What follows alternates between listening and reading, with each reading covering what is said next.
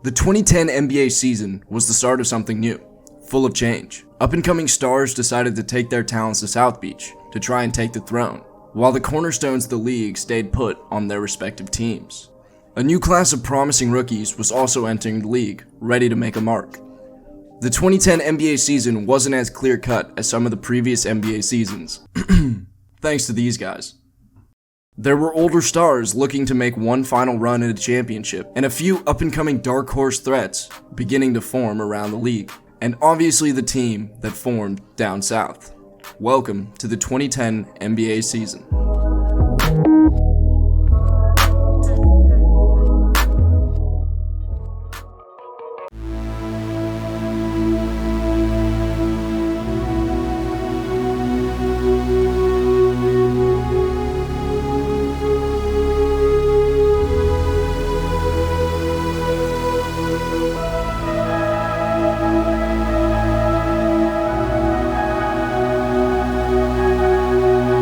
What's up guys, and welcome to Hoop City. Prior to the 2010 NBA season, there was a lot of interesting storylines. The majority of the drama revolved around Carmelo Anthony. Before the season started, Carmelo said he wanted to be traded to either the Chicago Bulls or the New York Knicks, and the internet got set on fire. The news media went into 24/7 mode on Carmelo Anthony. And throughout the entire year, it was a revolving door of Anthony rumors and speculation. It came to be known as the melodrama. Down in Texas, the Spurs were at a crossroads. The NBA is constantly changing as new styles are introduced to the game. The prevalence of scoring in the post was starting to wane off, while the Spurs roster was still built around Tim Duncan, a three-time NBA champion. It is very rare to see a dynasty change the entire makeup of its team and style that it plays. And the main question surrounding the team was, would they be able to adapt to the changing landscape of the NBA? The Mavericks faced a similar situation with the aging of German Jesus. However, the team was still full of capable players such as Jason Kidd, JJ Barea, Tyson Chandler, and Jason Terry, but by many were not considered to be a major threat in the West to the Lakers. Out on the West Coast, the Los Angeles Lakers are seeking to be the 6th NBA team to complete a three-peat. However, with their aging group of all-stars, will they be able to compete with some of the younger, faster teams? Or will they struggle, and Kobe's dynasty will begin to falter? One of the most interesting teams in the league was the Oklahoma City Thunder, led by a young star in Kevin Durant, with the emergence of other young players such as Russell Westbrook and a reliable sixth man in James Harden. Come on, Sam Presti, how did you not create a dynasty? But the real question was, would they finally be able to put it all together? In Chicago, there is a new star rising in Derrick Rose, as he is looking to have a breakout season after having a solid start to his NBA career. With the promising emergence of Taj Gibson and the steady leadership of Luol Deng, the team is looking to shock the world and make a dark horse run at a championship. Boston stayed complacent after getting sent home in the finals by the Lakers. Rajon Rondo had begun to ascend to the status of a top 5 point guard in the league and was only making more strides. But with Paul Pierce, Kevin Garnett, and Ray Allen all getting older, how long could this team really compete? And finally, the formation of what many call the first super team. I don't necessarily agree with that, but I digress. There's not really much to say when an all-star, a former NBA champion, and one of the greatest players of all time, even at a young age, join forces. With not to mention a young and promising coach in Erik Spoelstra.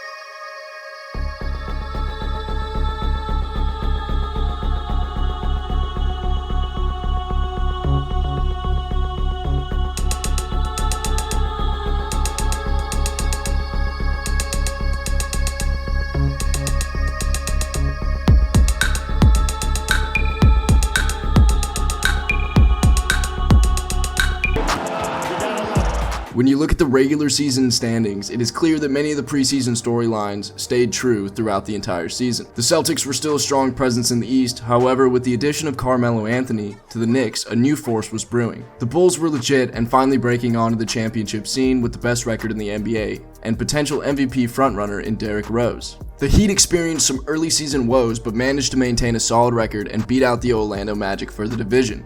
Similar to the Bulls, the Thunder also made strides by putting up a respectable 55 wins and winning their division. Kevin Durant finally has emerged as a bona fide star in the league after averaging a league-leading 27.7 points per game. In the Lakers' efforts to three-peat, they sputtered to a solid record of 57 wins. But during the season, it was quite a roller coaster. As soon as they were unbeatable, they'd turn around and become one of the most unwatchable teams. Then they'd do it again, There was a 4-game skid heading into the All-Star break. There was the 17-1 stretch after the All-Star break, and then there was the 5-game skid after the 17-1 stretch. And with the potential retirement of Phil Jackson looming, the team was not in full strength heading into the playoffs. And once again, Greg Popovich might be the greatest coach of all time, as he transitioned his team to run through the promising guard play of Tony Parker and Manu Ginobili, leading them to the best record in the West of 61-21. While the Mavericks quietly had a stellar season, getting 57 wins, and there being no signs of the German Jesus slowing down. And this leads us to the playoffs. The defending champions faced a lowly Hornets team carried by Chris Paul, which by no one's surprise they beat in 6 games. The Spurs faced a feisty Grizzly roster looking for an upset led by Marcus All and Mike Conley, who ultimately shocked the world by defeating the Spurs in 6 games. The Thunder squared off with the Nuggets, however they were no match for the young stars without Carmelo Anthony, and ended up losing in a gentleman's sweep. Nothing really much else to note. The Celtics swept the Knicks and sent Carmelo packing, the Bulls skated by the Pacers with a 4-1 series victory, and the Hawks kinda stunned the Magic. However, at this point Dwight and his team issues were starting to muster and build up, and without him they were pretty much a lottery team. The second round formed into shape with the defending champs facing the Mavs, a grudge match between the Celtics and Heat, a kinda irrelevant series between the Bulls and Hawks, and an interesting matchup between the Thunder and Grizzlies, who shocked the Spurs in the first round, which many believed was unlikely. The Lakers looking to make a run at the three-peat, potentially enshrining Kobe Bryant as the greatest of all time. What a great story to end the season on, right? However, a certain German freak had other ideas. In one of the biggest upsets of all time, the Mavs swept the Lakers, beating them 4-0 and knocking off the defending champs. Okay, well I guess there's still the Heat, who knock off the Celtics 4-1 in a seemingly easy series for King James. The Bulls drop a few, but managed to beat a well-coached Hawks team 4-2, advancing to the Eastern Conference Finals. Finally, in a close series, the Thunder prevailed to knock off the Grizzlies in a grueling 7-game series. The conference finals went as most expected. LeBron and the Heat dismantled the up-and-coming Bulls, who were not fully ready to make a title run. And similarly, the Mavericks' veteran and playoff experience, which allowed them to beat the Thunder, who were still not ready to compete for an NBA championship, as the Mavericks knocked off the Thunder in 5. Which leads us to the NBA Finals. Game 1, the Heat show the world just how good they are by beating the Mavs 92-84. Dirk tried to keep the Mavs afloat with 27 points, but was no match for LeBron James, Dwayne Wade, and Chris Bosh, who put up a combined 65 points. Okay, well I guess the Heat are just too good for any other team. And in a surprising fashion, in Game 2, the combined forces of the Mavs were too much for Dwayne Wade, who put up 36 points. And ended up stunning the Heat by 2, 95-93. Alright, maybe this is a series. Game 3 is a defensive affair as both teams struggle to shoot. Ultimately, the Heat pull away another close game, winning 88-86. But not without Dirk having something to say about it. He put up 15 of the team's 22 fourth quarter points. Game 4 contained more of the same, as both teams shot poorly and struggled to gain a lead. However, this time fate fell in the opposite direction, as the Mavs pulled out a 3-point win, 86-83. Game 5 is one of the biggest deciding factors in who will eventually win the series. Could LeBron finally get over the hump and win his first championship? A few moments later. Maybe next game. More moments later. The Dallas Mavericks are NBA champions. The first title in franchise history.